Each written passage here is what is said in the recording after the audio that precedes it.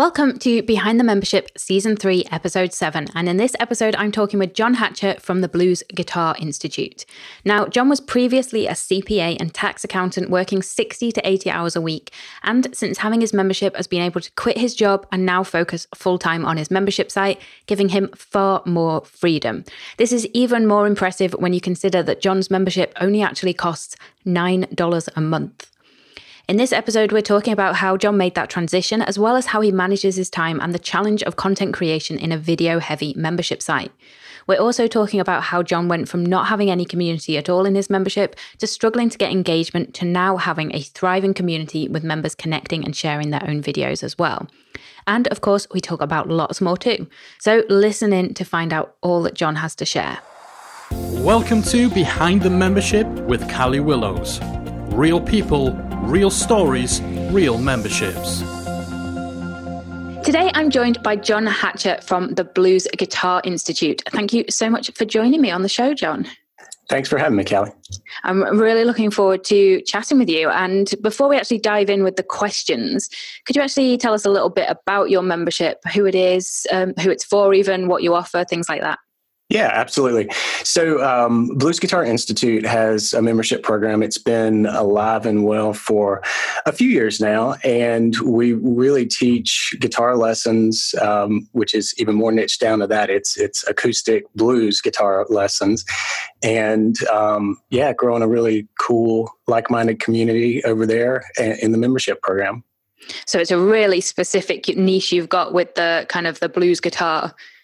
Yeah, it is. We really, I'd say probably 90% of the content fits that exact niche, which is acoustic blues guitar lessons. And a lot of it is even kind of niched into little buckets here and there. There's slide guitar, there's old Delta blues, from the 30s and 40s, music from way back that somehow I love that music, always have, and then somehow found an audience online that loved it too.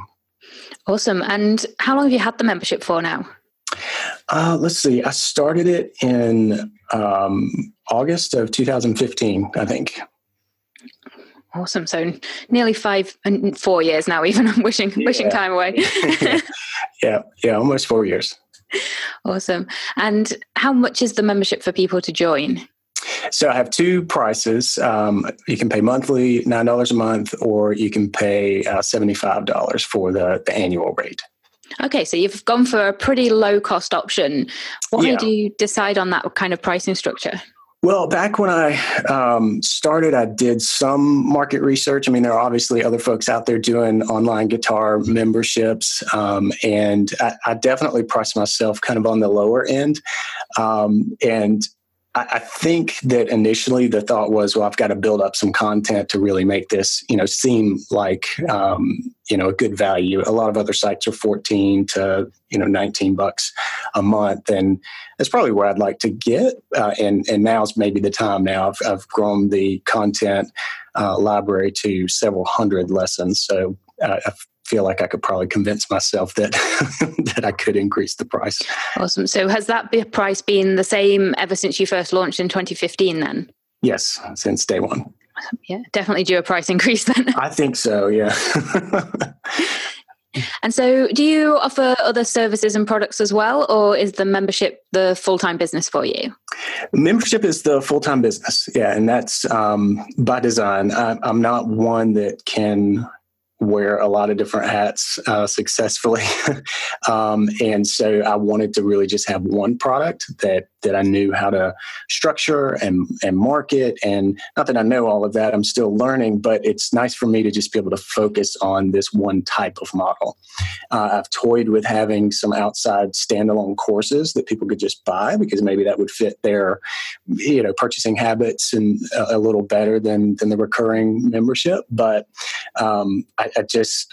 I find it easier for me, at least at this stage, to just kind of stay on the membership model and learn that. Yeah, because I'm learning stuff every day when it comes to how to operate this thing.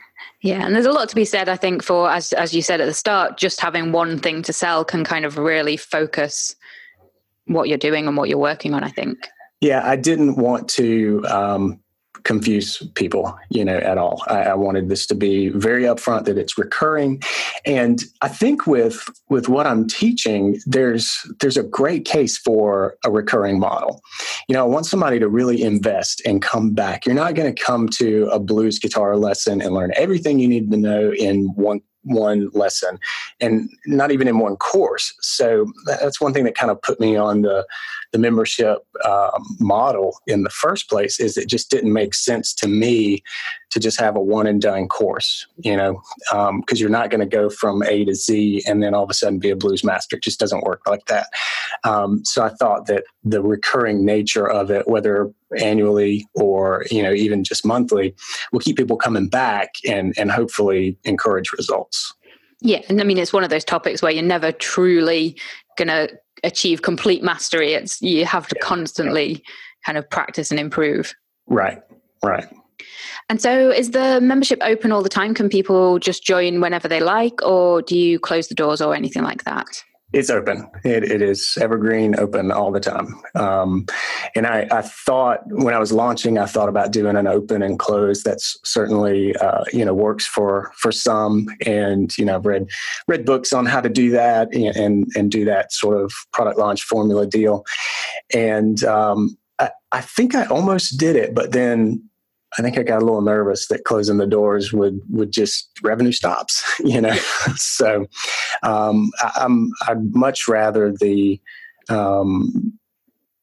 dependability of knowing that monthly sales are coming in and just having it stretched out over a year rather than the feast or famine type model. It just fits my personality, I think, a little bit better. Yeah. And I think that's important, having a model that works for you and your personality, definitely. Uh-huh. And so if that's some specifics about the site now, let's go back to the start. What actually inspired you to create the membership? Well, I was teaching online without any real, business model behind it. My background is I'm a CPA and a tax accountant. That was my former day job. And so I had, a lot of this business training, but I think for the first couple of years that I had Blues Guitar Institute, I really kind of treated it like a hobby, which was fine. And it was kind of getting that creativity out of me. And then when I tried to monetize it for the first time, I did a little cheap standalone course and it didn't sell well. And then I don't know exactly what put me on the membership model, but I knew it was out there. Other folks were doing it. So it was kind of the proof of concept was already tested. I was a member of guitar sites myself. And I think this just growing thought in me just kept saying, you can do this. You can do this. You could be one of these guys. And in the forefront of that same thought was, if you do this, you won't have to do taxes anymore. So that was a big motivator for me. And that's probably the biggest, reason that I really kind of doubled down on the membership model and really tried to grow this into a business that I could, support my family with. Awesome. And if I remember rightly, I might be wrong on this, but you were actually able to leave your job about a year ago or so, weren't you? Yes, almost a year to the day now. So I've got a full 12 months under my belt now. And it's been amazing. And that was the biggest accomplishment. I was just over the moon to be able to do that. Awesome. And so when you first launched the membership, did you mentioned that you'd kind of tried a few things before, you were doing online lessons, you tried a course. So did you have much of an audience built up that you were launching to? By the time I actually launched the membership, I did. I started in 2011, late 2011. I think I put one video up on YouTube in December of that year. But then couple of years rolled by and I was just kind of putting out a lesson here or there, nothing consistent at all. And then in 2014, I started doing a weekly lesson on YouTube and was very consistent with that. And every single Tuesday I was putting out a free lesson and collecting email addresses. And so that helped me especially the consistency of that, it really helped me to grow an email list. And then I surveyed that list to find out if they would be game for a membership. And honestly, I got kind of mixed results back on that. Some people were like, no, I never sign up for anything recurring. But I felt like I had enough yeses that I was going to give it a go. And like I said, I was kind of thinking about how the membership model fit me a little bit better anyway, and fit my goals a little bit better. And I had enough of an audience to justify giving it a shot. And so I did. So I had, I don't remember, what size the audience was or anything, but I definitely had some folks that were following me almost since the beginning that were on that email list. So I had enough, I think, to justify putting this out and that it wouldn't be crickets. Awesome. And so you've been running for a few years now. What would you say has been your biggest challenge or challenges over that time? I think probably the biggest challenge is just staying on top of content, and keeping that at the quality that I think it should be, or at least striving toward that. It's definitely been easier over the last 12 months because it's been my full-time job, but definitely while I was working full-time and trying to grow the site, enough to support me, it was just very difficult. There were precious little hours to get it done. And, I would spend a lot of time, a lot of nights, a lot of late nights and weekends and everything putting together content.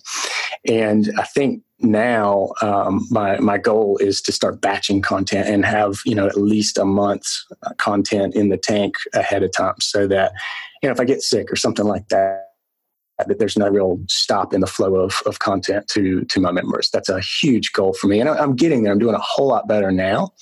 But I want to build, like I said, at least a month. Ideally, I'd like to have everything planned out for a quarter, at a time. Awesome. And so what content are you actually delivering in the membership each month then?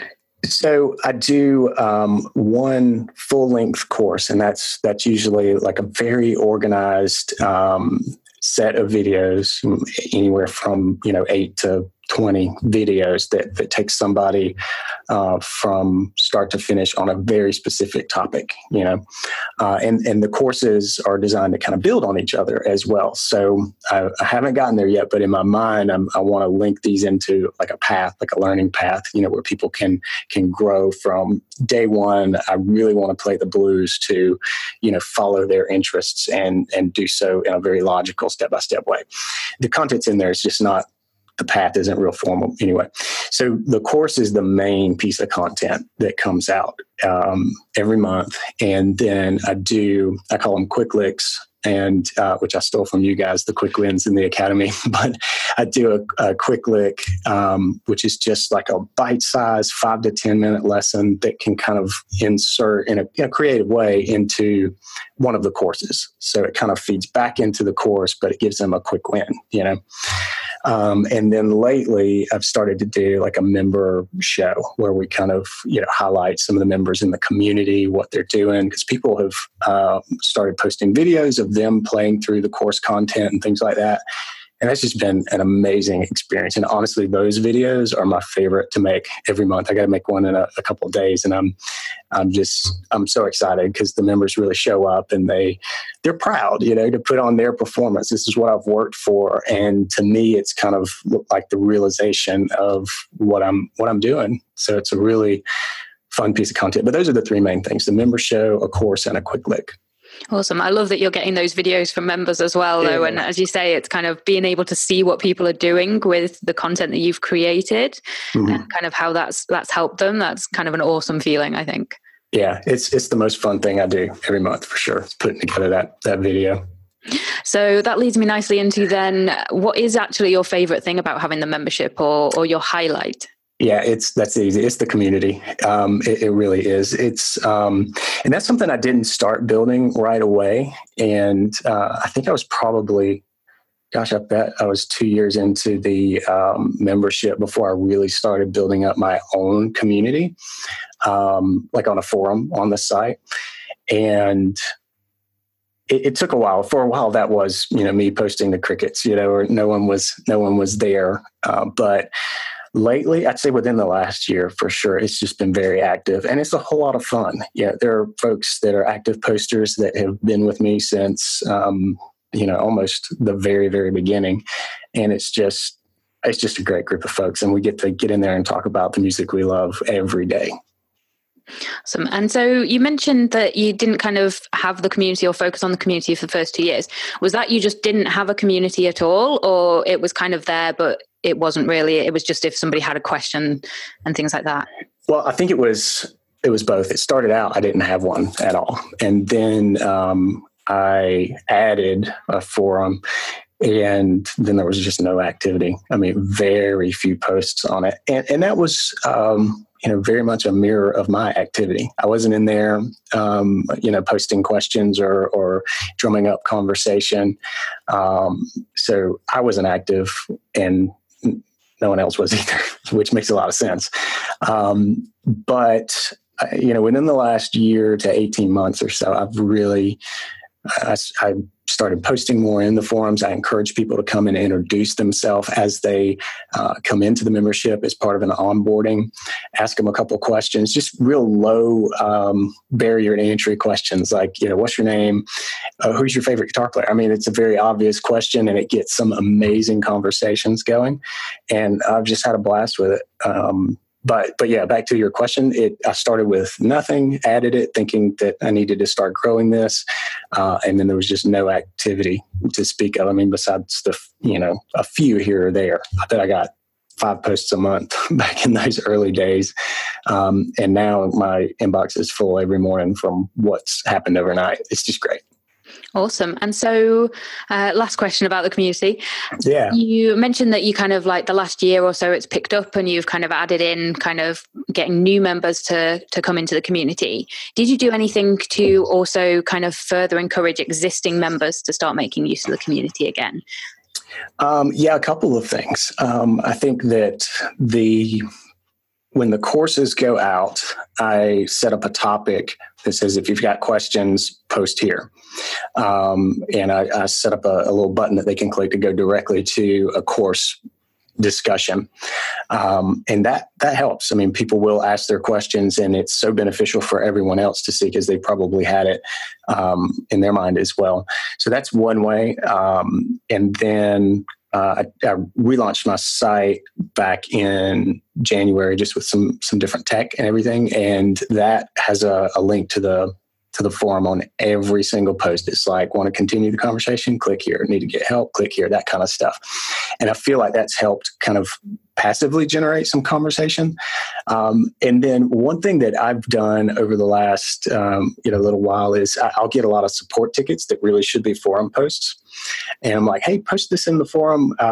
People would love to get in on this conversation, or if you don't want to, because some people are kind of privately minded, and if you don't want to, do you mind if I do? And that has been helpful as well. I think just coaching people, even one-on-one, to go post in the forum has been helpful. Yeah. And I like what you said there as well about offering the option to, if you don't want to post this, can I, as an anonymous thing? Because I think, you definitely do have some people where it's kind of like, oh, I don't necessarily want my name to be attached to this. Yeah. So I think kind of actually, doing that anonymously is a great idea.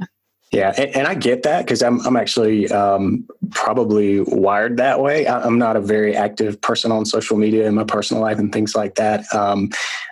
But I think having this community has kind of, I don't know, it's changed me in a little way. I enjoy it so much that I'm posting in there all the time, and I absolutely love it. And I never had the habit of posting in a forum before. I would lurk, I would read, but I certainly wasn't an active poster. And I think this just kind of, it excited me so much that I'm in there all the time, and we're just having a blast. Awesome. That's what you want. Yeah. And so what else do you do to actually encourage retention in the membership and to keep members around? Probably not enough, to be honest. This is probably another real struggle of mine. And I think it's kind of linked with the whole content thing. I spend so much time producing the content that I don't think I pay attention enough just because of available time to things in this category, of how to, just make the membership sticky and keep people coming back. I definitely feel like I've got a really good member base, and a lot of folks have been with me for a long, long time, and I'm super proud of that. But I think that retention is something that I can always improve, and I wish I was further along in that, but it's kind of the truth of where I am.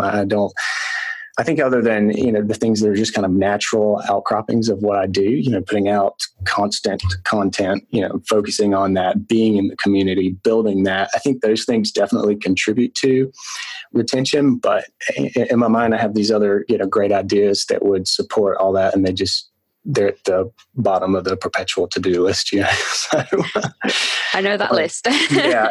And I realize that, it's an extremely important aspect of the membership site, and I'm constantly in the academy trying to, soak up the courses and formulate a plan on how to actually put some of this stuff in play. But I think right now, and this is kind of branching off a little bit, but I'm looking at how I can leverage my time a lot better to get to these things. It is very obvious now, a year in with this thing full time, that even though I am working full time on the site, that there are so many things that could get done if I would put some other players out there to help me, outsource some things.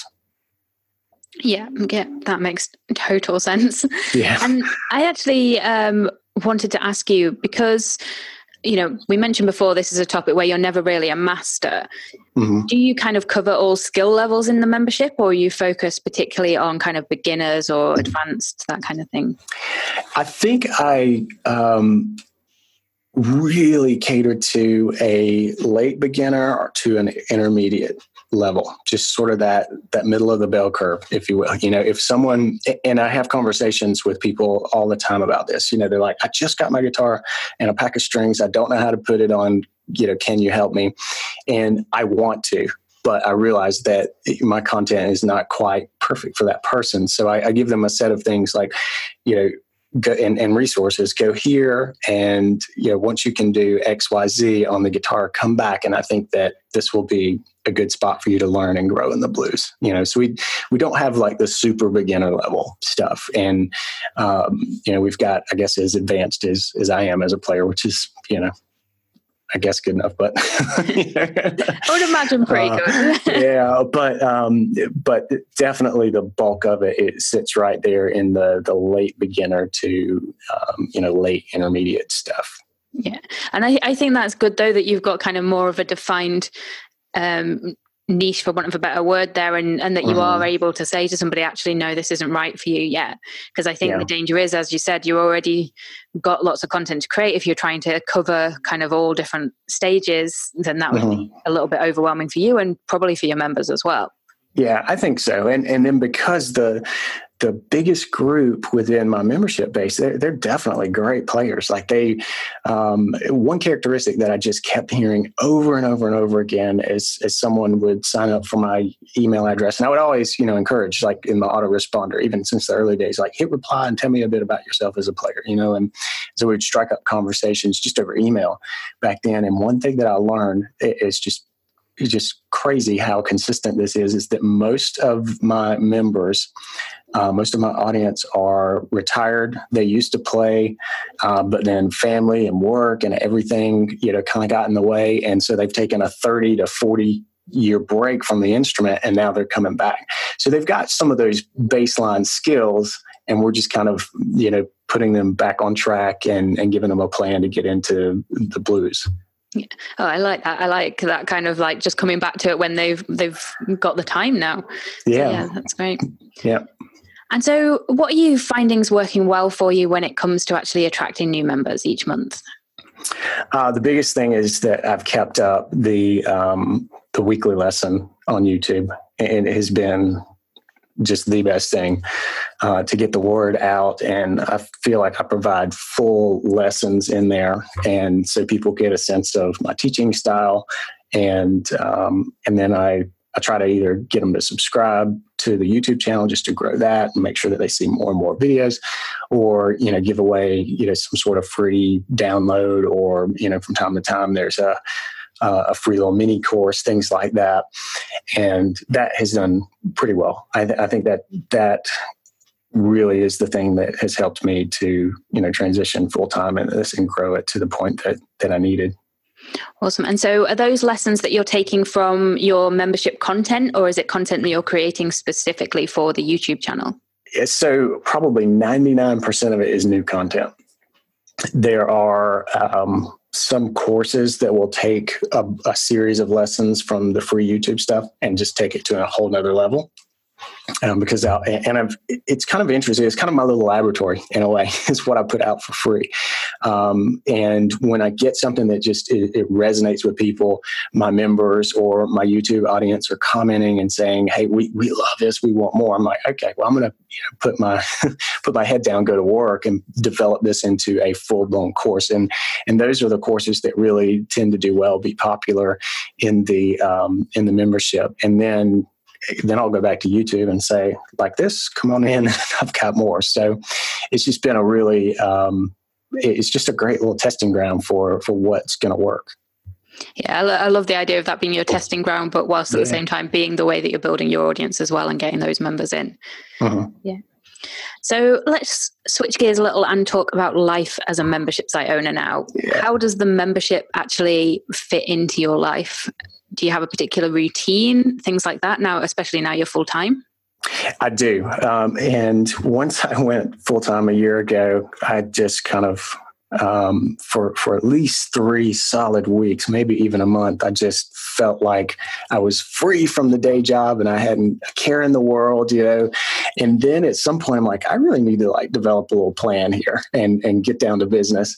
And so once I had my little mental vacation there, I started theming my days. And I think that was really helpful. So Monday I would spend on, admin type stuff. And Tuesday I would spend on, publishing my lesson. Every Tuesday is when the free lesson comes out, and then marketing that, promoting it, and then writing next week's lesson, planning, that kind of stuff. And then so each day kind of has a job and a focus. I tend to work better that way rather than just kind of, being a firefighter and putting out all the random tasks. If I can just think about one section of the business on a given day, I'm better for it. So even because a lot of what I do is creative and writing music for lessons and things, I've got a schedule for that, and that helps to just get me in that creative mode and, write what I need to write. I know I've got this time to do it, and it helps me to keep on track and to keep things coming out. Awesome. So possibly a tough question then, but how much time would you say on average you probably spend on the membership each week? At least 40 hours. We're coming into summer now, and my kids will be out of school, and I run this from home, so it'll probably be no more than 40 during the summer months, because we'll have all the things going on, and it's pretty hard to record, with live microphones and everything when you got the kids downstairs playing and all. But but for the most part, I mean, I'd say 40 hours a week is a good average. If I got a big project, I'll definitely do a lot more than that. For instance, when I relaunched, and there was a lot of tech and a lot of content that had to be migrated over to a new site, and there were a lot longer days during that time period. But it's stabilized, and I think just a normal work week. Cool. And is a large proportion of that the content creation side of things? Yeah, for sure. That's the biggest part of it. And the courses really take a lot. I'll spend a couple of weeks just getting a course kind of planned, written, filmed, which filming is just a whole other thing. That is a huge time suck, really, and I'm getting better and better at it, but I've come a long way, I guess, in a sense, but it still takes me a long time to film, edit, and get a video up on the internet. So that's definitely the largest portion of it for sure. Yeah. And I'm always in awe of music membership sites because, like, having spoken to quite a few music membership site owners, it's a whole other level of content creation that you need over what most membership site owners kind of need to do. Well, it's very video, intense, and you don't want to, look like, especially like the audio side of it. You got people who are just audio minded. You don't want bad audio out there representing your music and your teaching and all that stuff. So anyway, yeah, I agree with you 100%. But the video part of it, just, you don't know how many lights I've bought and gotten rid of. That didn't work. When in actuality, it was, I needed to learn how to use them. So. Yeah, Mike's a bit like that. He always kind of ends up like buying stuff, and we don't do a huge amount on camera. We kind of have our Q&As and our weekly show, but he bought like an expensive camera and light sets and everything, and we had them for like 3 years before we ever actually ended up using them, I think. I feel you on that one, but it just takes practice and kind of time back to that Tuesday show. That's the testing ground. It was my testing ground for all that stuff too, for editing, for lighting, for different cameras and all those things, so it's kind of like that 1% better, mentality where I just tried to get a little bit better than the last lesson, and that was the only way that I could get it done on a weekly schedule. Awesome. And do you have a team helping you at all? Not at the moment, but I'm definitely at the point where I'm recognizing some of my shortcomings and really want somebody to kind of, support me and kind of play at the level that I think I play at in my, strong suits. So, and for me, that's first and foremost marketing. So I'm actively in the process of seeking out somebody that can really help with that, because it's fascinating to me, but I find that I think I'm a little unsure of what I read and what I study, and so I don't implement good ideas. And I'm looking for somebody that can take good ideas, formulate a strategy, take those ideas and then implement them. And that's clearly where I need help. And that will allow me to not worry about those things, certainly make sure everything's, going well, but I'd rather spend my time pulling together lessons and just creating the best courses that I can. Yeah, it's the best use of your time, really, when that's kind of your main skill set, I think. Yeah. Awesome. So overall then, what impact do you think having the membership sites had on your life and business? Oh, it's been amazing. I mean, just absolutely amazing. I'm, my former life, I was, working at the office, 60 hours a week, every week, and sometimes 80 or 90, during crunch times. And this has allowed me to structure my life sort of around my business and kind of let them, I don't know what I'm trying to say. It's just, I've been able to fit things together a whole lot better now that I've been able to go full time. And I credit that to the membership model, and just being able to study this model and then execute it. And, with help from you and Mike and what you guys teach. I mean, it's just been an amazing last 12 months, to be able to be here with my family and have a normal life, not work all those crazy hours. And I think as important as all that is that now I get to decide. I get to decide what I work on. I get to, create and sort of, scratch my creative itch, in this site and produce helpful lessons for others. Just the greatest thing ever. Sometimes I don't even believe it. Like sometimes I'll wake up and I'm like, am I really doing this today? It's just the most fun. Awesome. I love that. Yeah. And So is there anything that you actually wish you had known earlier or would do differently if you were starting again? Oh man, how much time do you have? As long as you need. So yeah, a lot. I mean, I think the biggest thing is I can really nerd out on tech stuff. And sometimes I need to leave well enough alone and get about the business of doing, the core business activities. I still struggle with that sometimes. But I think if I went back to day one, I would tell myself, like, leave it alone, or find somebody else, that can help you. I don't need to get into HTML and CSS and stuff like that.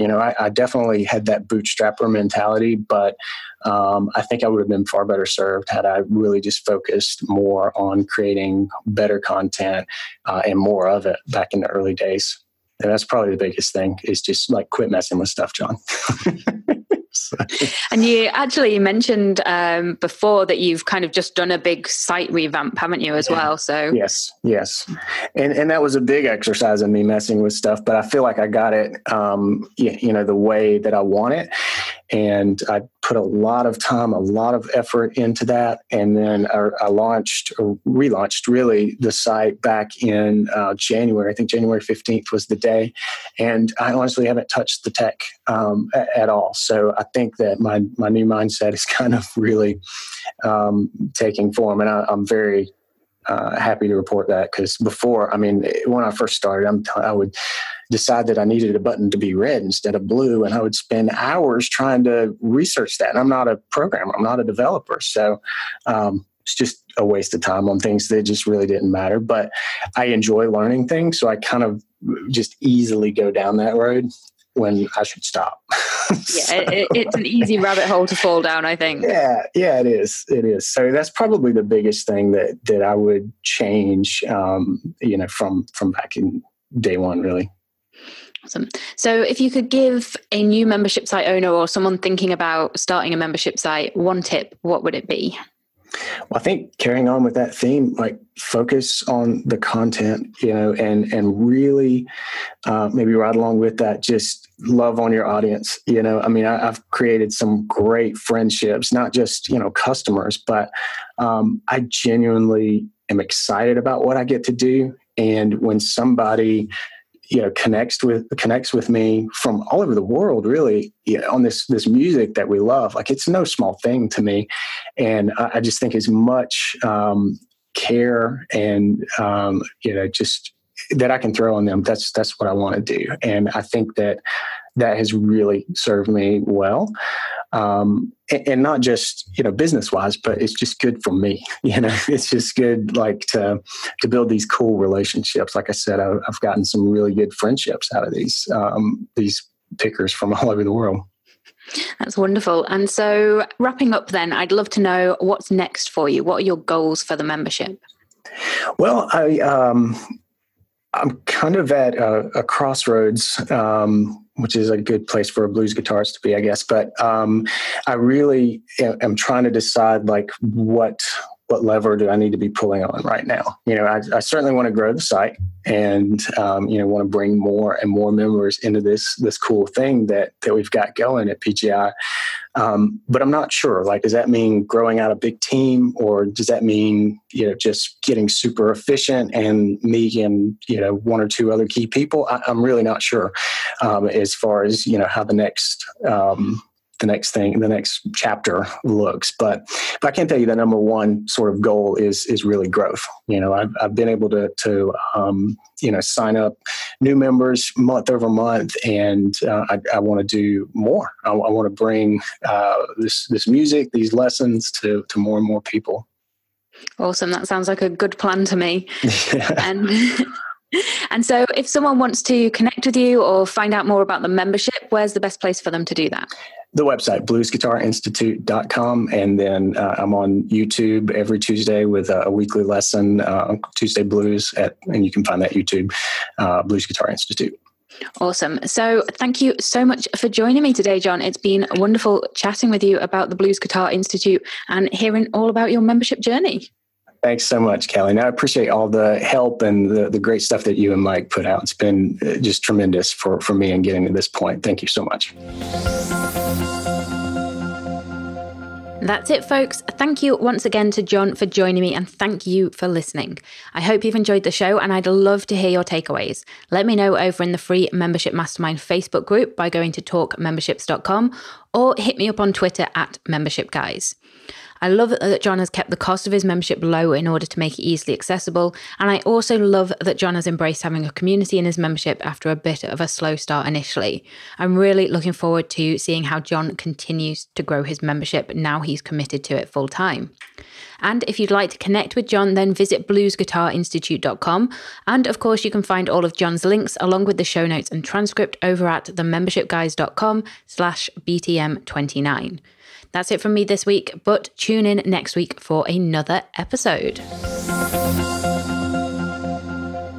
If you've enjoyed today's episode of Behind the Membership, we invite you to check out the membersiteacademy.com. The Membersite Academy is the essential resource for anyone at any stage of starting, growing, and running a membership website. So whether you're still figuring out what your idea is going to be, or whether your website is already up and running and you're just looking for ways to grow it and attract new members, then the Membersite Academy can help you to get to the next level.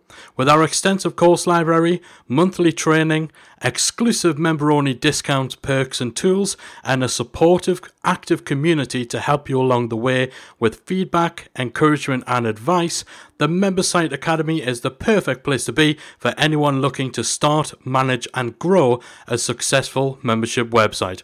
So check it out at membersiteacademy.com.